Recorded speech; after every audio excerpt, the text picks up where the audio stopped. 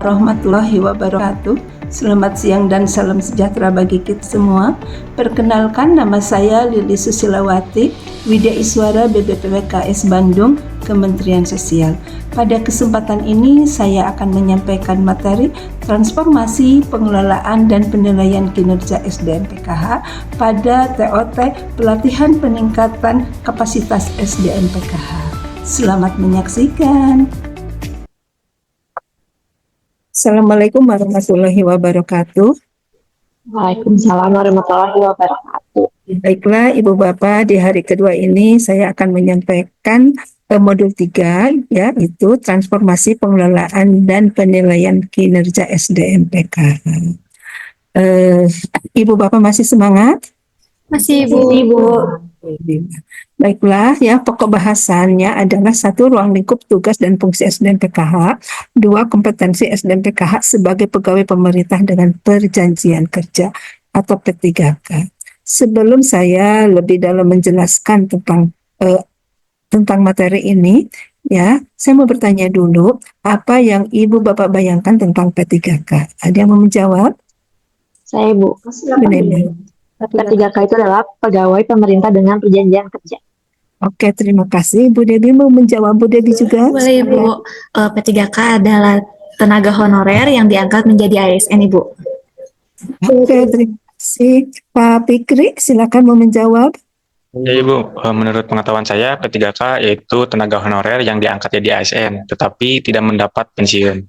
Begitu, Oke, terima kasih atas jawabannya. Namun sebelum kita membahas lebih lanjut apa itu P3K, kita bahas dulu Permensos nomor 16 tahun 2017 pasal 4 tentang SDM penyelenggara KESOS. SDM penyelenggara KESOS itu ada 4, 1 tenaga kesejahteraan sosial atau TKS, 2 pekerja sosial, 3 relawan sosial, dan 4 penyuluh sosial. Dan Ibu Bapak sebagai SDM PKH masuk ke klasifikasi tenaga kesejahteraan sosial atau TKS.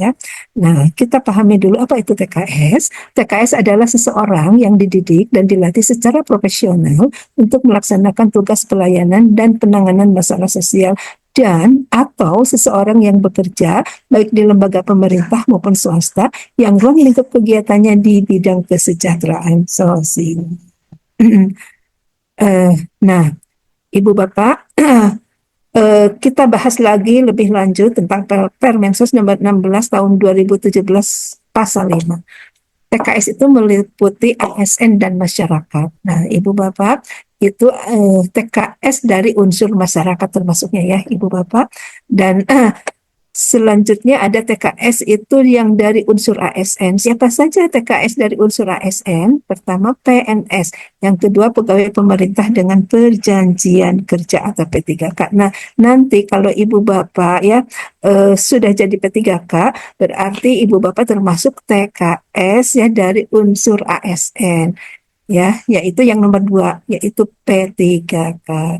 Baiklah Ibu Bapak, selanjutnya kita akan melihat persamaan dan perbedaan P3K. Apa saja sih persamaannya? Untuk persamaannya, 1, untuk PNS itu berstatus pegawai tetap.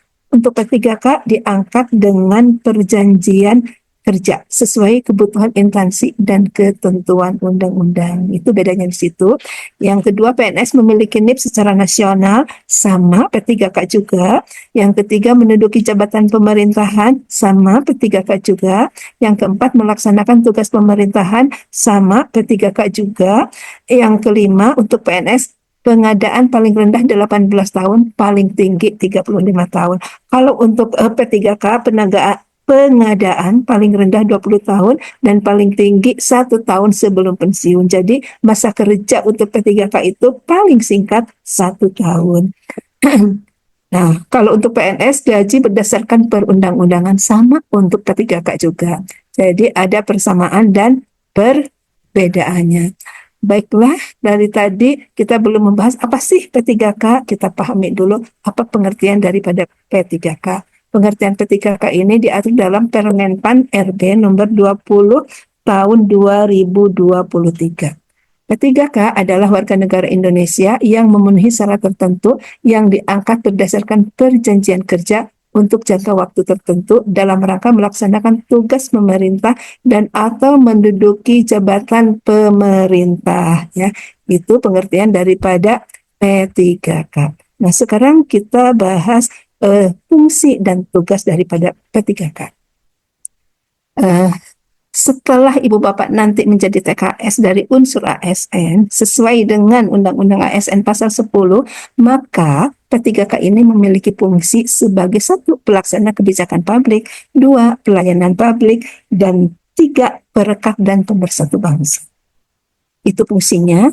Dan tugasnya, ini tugasnya diatur dalam Undang-Undang ASN Pasal 11, 1. Melaksanakan kebijakan publik yang dibuat oleh pejabat pembina kepegawaian sesuai dengan ketentuan peraturan perundang-undangan. 2. Memberikan pelayanan publik yang profesional dan berkualitas. 3. Mempererat persatuan dan kesatuan negara Republik Indonesia. Bisa dipahami sampai di sini, Ibu Bapak? Bisa, Ibu. Oke, terima kasih ya atas perhatiannya. Insya Allah kita bisa bertemu lagi besok karena ini waktunya sudah habis. Saya akhiri, semoga materi ini bermanfaat. Wassalamualaikum warahmatullahi wabarakatuh. Waalaikumsalam. Terima kasih. Sama. Kemudian materi transformasi pengelolaan dan penilaian kinerja SDM PKH telah saya sampaikan. Semoga bermanfaat dan terima kasih. Wassalamualaikum warahmatullahi wabarakatuh.